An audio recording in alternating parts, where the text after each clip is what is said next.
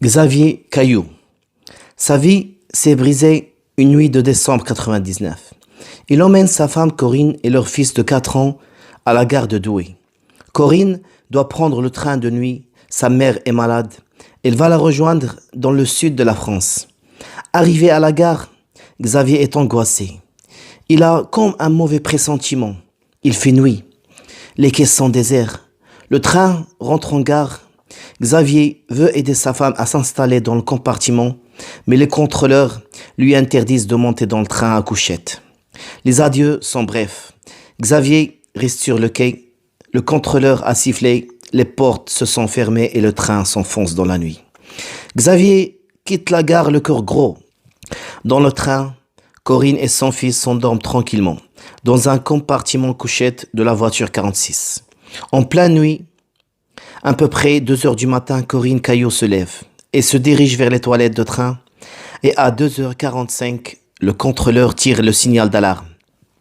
Il vient de découvrir le corps ensanglanté d'une jeune femme dans les toilettes. Le train s'arrête en plein voie. À quelques kilomètres de Dijon, le commissaire Panazio, patron de la sûreté publique, est prévenu.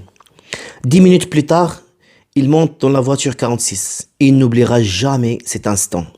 Il y a du sang, beaucoup de sang, sur le corps, sur les murs. La jeune femme a manifestement été tuée à coups de couteau. Elle a la jugulaire tranchée. De nombreuses plaies sur le visage.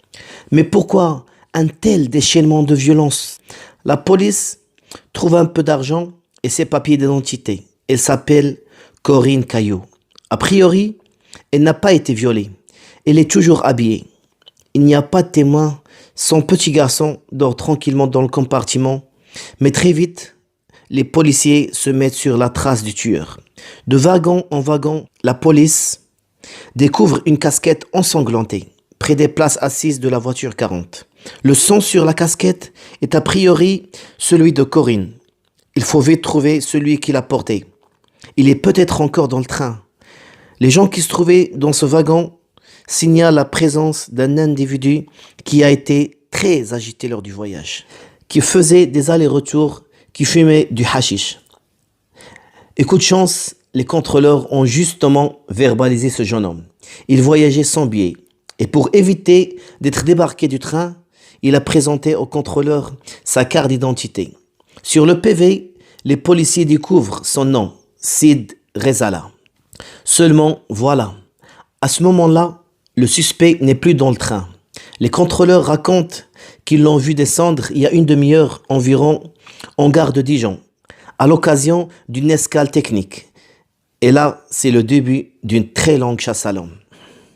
Le commissaire Panazio décide d'envoyer un téléx dans toute la France, moins de 3 heures après la découverte du corps de Corinne. Tous les policiers et les gendarmes de France reçoivent ce message sur leur téléscripteur.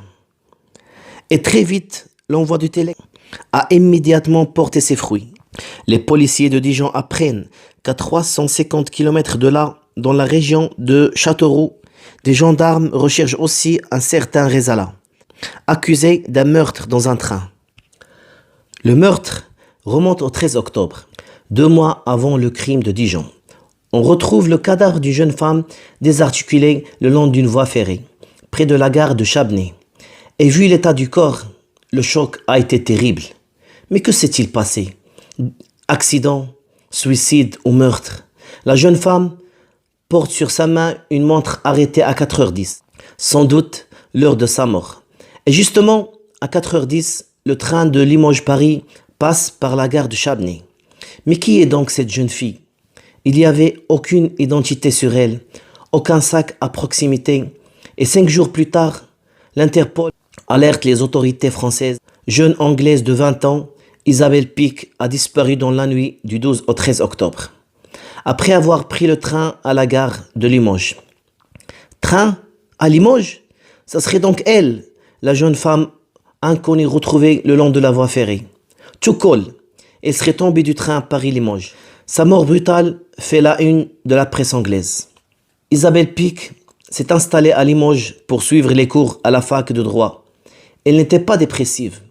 Le soir du 12 octobre, elle a décidé de rentrer en Angleterre, retrouver son petit ami, d'après les témoignages de ses copines. Donc, ce n'est pas ni un suicide, ni un accident. Et puis, sa veste, ses bagages, son sac à main sont découverts sur le long des voies ferrées sur plus de 15 kilomètres, après la gare de Chabney. Quelqu'un donc les a jetés du train après la chute du jeune étudiante. Quelqu'un, sans doute l'assassin. Une instruction pour homicide volontaire est ouverte. Un témoin dit l'avoir vue sur le quai en gare de Limoges. Elle était en grande conversation avec un jeune d'origine maghrébine qui portait une casquette, et le témoignage des voyageurs permit d'établir un portrait robot. Le voici. Des appels à témoins, des recherches partout et une reconstitution inédite. Un train avec des cascades venus du cinéma. Et très vite, ils ont une photo et un casier judiciaire. À 20 ans, il est déjà très connu. Il a même fait de la prison. Et à sa sortie de prison, Rezala a donné une adresse à Amiens, où semble-t-il vivait avec sa compagne et sa fille. Et les policiers découvrent qu'il sillonne la France à bord de train. En 6 mois, il a récolté plus de 40 PV pour avoir voyagé sans billet. Mais récemment, il a donné au contrôleur une adresse à Marseille. Le commissaire Panazio demande aux policiers marseillais d'aller vérifier sur place, mais juste une mise sous surveillance attentive, mais pas d'intervention directe. Voilà l'appartement des parents que les policiers sont censés surveiller, alors que l'affaire du tueur des trains de nuit fait la une. Et avec cet avis de recherche diffusé dans toute la France, le nom et la photo du suspect numéro 1 ne peuvent pas rester longtemps secrets. Et c'est trop tard. Le nom du suspect a fuité. La presse est déjà lancée aux trousses de Rezala. Un journaliste décide d'aller voir l'adresse qui figure sur le Minitel, au nom de Rezala. Et arrivé sur place, il ne voit aucun policier, pas l'ombre d'une surveillance devant l'immeuble. Tout de suite, il trouve le nom de Rezala sur la sonnette, mais personne ne répond. Et du coup, il commence à crier devant l'immeuble « Monsieur Rezala, Monsieur Rezala !»